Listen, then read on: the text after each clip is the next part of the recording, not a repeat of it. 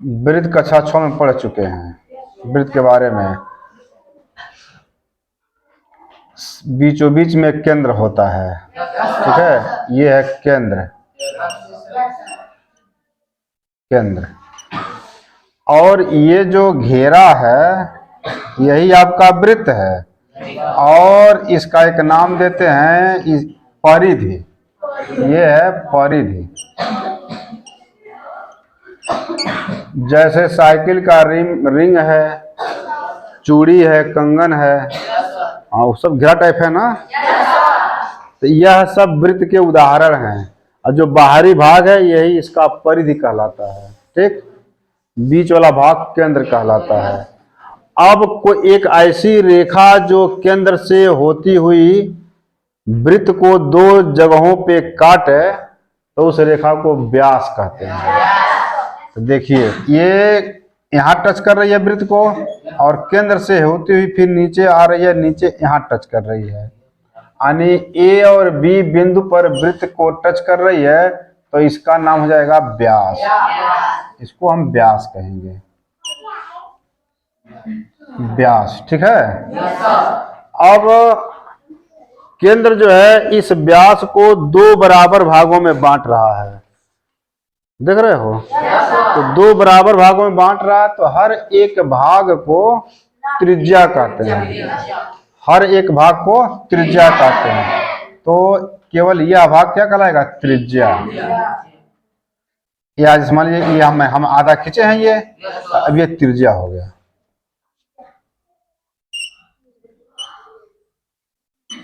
त्रिज्या, ठीक। अब इस वृत्त के अंदर ऐसी रेखाएं खींची जाएं जो केंद्र को न टच करे, न छुए, तो ऐसे रेखाओं को जीवा कहते हैं। और इस तरह से वृत्त में अनेक जीवाएं खींची जा सकती हैं, और वृत्त में अनेक व्यास रेखा भी खींचा जा सकता है, और त्रिज्या भी, हाँ त्रिज्या भी, अनेक त्रिज्याएं भी खींची जा सकती हैं। तो अब देखिए ये रेखा जो है इसको टच नहीं कर रही है केंद्र को, तो ये जीवा कहलाएगी, यह भी जीवा कहलाएगी, यह भी जीवा कहलाएगी, ठीक है। ये सब जीवा हैं, ये सब के सब क्या हैं? जीवा। ये सब जीवा कहलाएंगे। अब ये रह गई इतनी बात अंदर की। अब यहाँ ये पढ़ना है हमको वृत्त के अंदर और क्या क्या होता है। अब यहाँ ध्यान दीजिए, मान लीजिए ये वृत्त है जिसका केंद्र O है, हमने एक जीवा इसमें खींचा AB जीवा खींचा है, ठीक है, जो केंद्र से काफी दूरी पर है। आ रहा समझ में? अब केंद्र से हम लंब गिरावें जीवा पर और गिरा करके देखें क्या होता है। तो केंद्र से, ये केंद्र मान लीजिए O नाम का केंद्र है, अब इस केंद्र से हम लंब गिरा रहे हैं जीवा पर सीधे।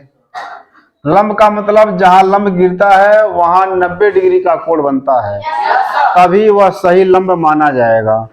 तो यहाँ 90 डिग्री का कोण ये बन रहा है, ठीक है, तो ये लंब है। अब मान लीजिए ये आया, चलिए इसको मान लेते हैं D पर आया, D पर गिर रहा है। तो अब ये देखा जा रहा है कि जो बिंदु D है वह AB रेखा को दो बराबर भागों में बांट रही है। AB रेखा को, AB जो जीवा है उसको यह बिंदु D दो बराबर भागों में बांट रहा है, यानी जितना सेंटी यह है उतना ही सेंटी यह है। तो इससे ये सिद्ध होता है कि वृत्त के केंद्र से वृत्त के किसी जीवा पर डाला गया लंब जीवा को दो बराबर भागों में बांटता है। इतना याद हो जाएगा, देख करके भी याद कर सकते हो। ये कह सकते हो कि किसी वृत्त में उसके केंद्र से किसी जीवा पर डाला गया लंब, किसी किधर भी जीवा खींच दीजिए, इधर भी जीवा खींच दीजिए, चाहे इधर जीवा खींच दीजिए और यहाँ लंब डाल दीजिए, देखिए एक लंब यहाँ हो गया। आ रहा समझ में? तो इसको दो बराबर भागों में बांटेगा। इस पर डाल दीजिए, यहाँ से इस पर डाल दीजिए, तो भी दो बराबर भागों में बांटेगा। आया समझ में? तो इतना नोट कर लीजिए कि वृत्त के केंद्र से किसी जीवा पर डाला गया लंब जीवा को दो बराबर भागों में बांटता है या जीवा को समद्विभाजित करता है। इतना बात नोट कर लीजिएगा।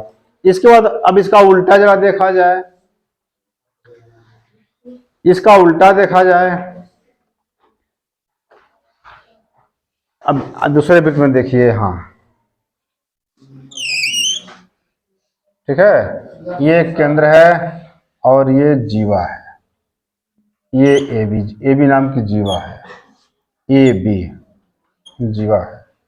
अब जीवा का मध्य बिंदु, जीवा का मध्य बिंदु निकाल लिया जाए। जीवा का मध्य बिंदु ये P है, ठीक है।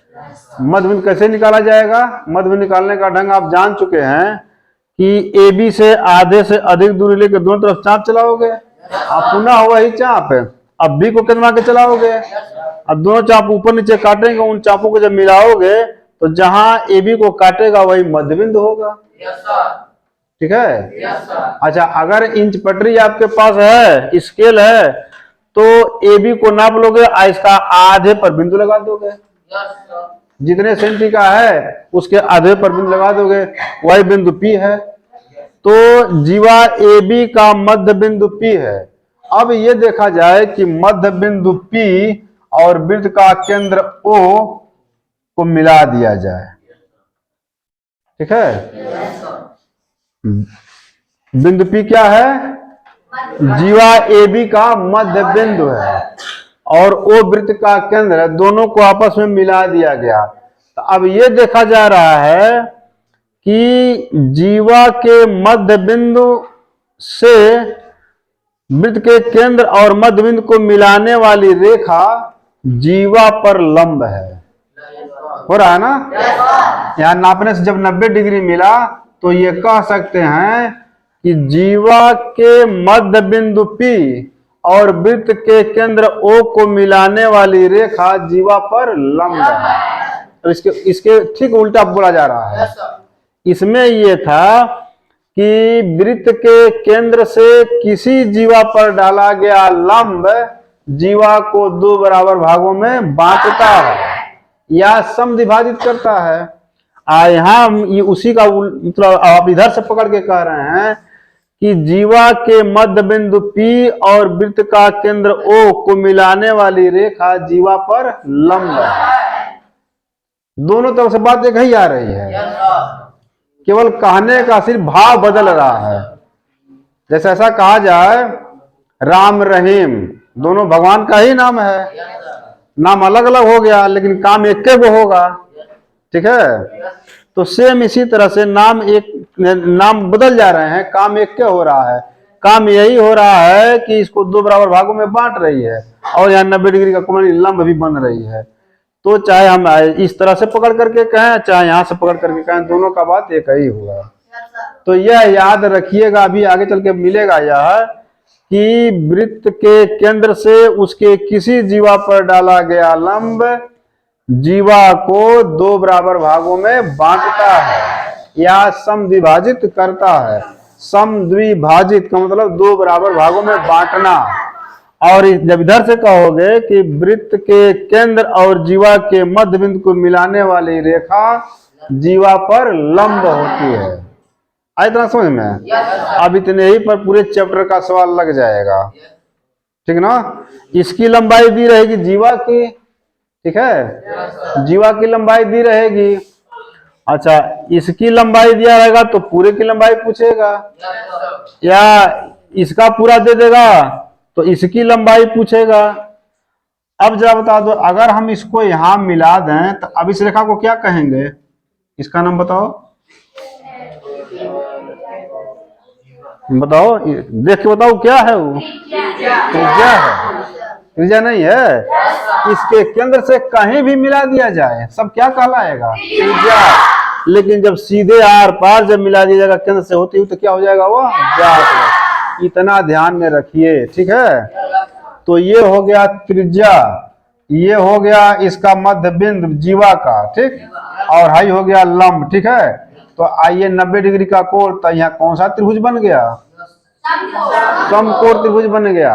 ठीक है, अब इस समकोण त्रिभुज में अगर हमको 2 ठो दिया रहे और 1 ठो न दिया रहे तो निकाल सकते हैं पाइथागोरस प्रमेय से। पाइथागोरस प्रमेय का सिद्धांत क्या है?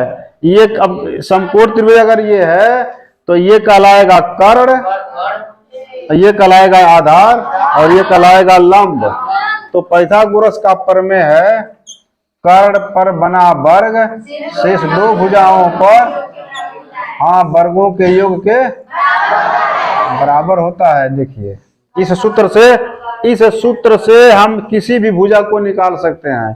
अगर ये नहीं दिया है तो इसको ऐसे ही रह देंगे, यह दिया है तो इसको इधर घुमाएंगे तो आके इधर माइनस होएगा, इसका मान निकल जाएगा। अगर ये नहीं दिया है तो इन दोनों को बर करके जोड़ देंगे तो ये निकल जाएगा, वर्गमूल निकाल लेंगे तो। ठीक है, अब पूरे चैप्टर में इसी तरह का सवाल है।